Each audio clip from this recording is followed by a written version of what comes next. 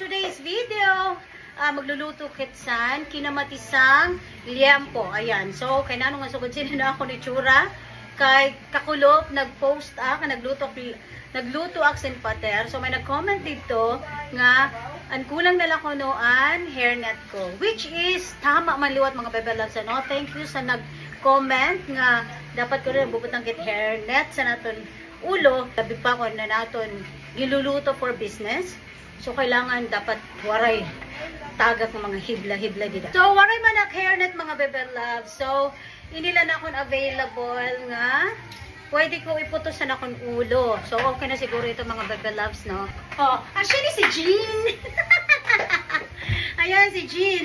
Si Inday akong ngaran sa iya, no?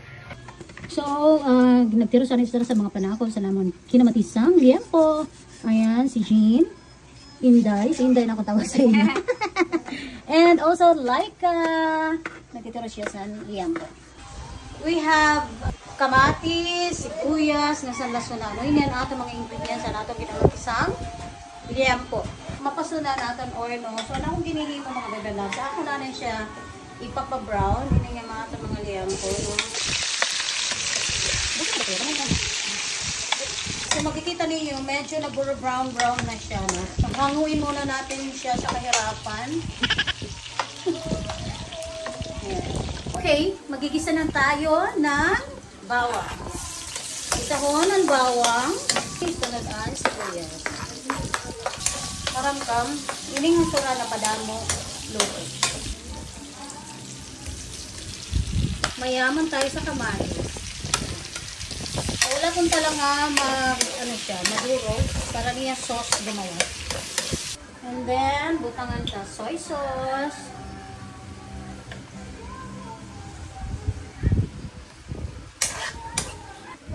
Kung tagyapon siya nga madurog talaga ang kamatis.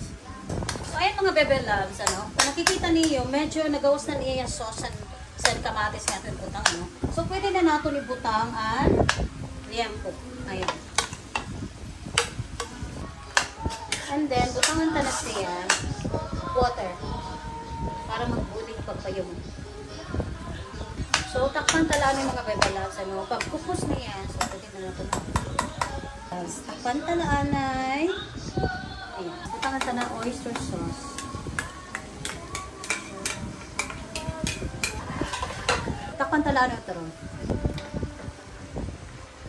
So, asya na itsura sa nakon. Kinamatisang liempo. Turbo ko siyang minuto. Sagdi-okay na lang ito. Okay na to. Thanks for watching mga bebelabs. Kainan na.